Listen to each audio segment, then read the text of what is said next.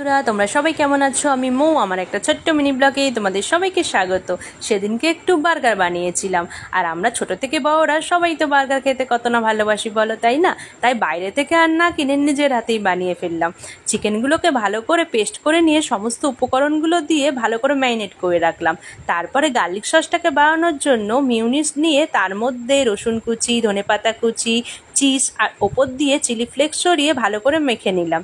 তারপরে chicken প্যাটিটাকে ready করার জন্য একটু ময়দা আর একটু কর্নফ্লাওয়ার গুলে নিলাম।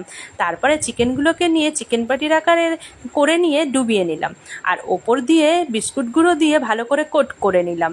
দেখো কি সুন্দর চিকেন প্যাটিগুলো রেডি হয়েছে। এবার চিকেন প্যাটিগুলোকে আটোসাটো করার জন্য আলাদা করে রেখে দিলাম।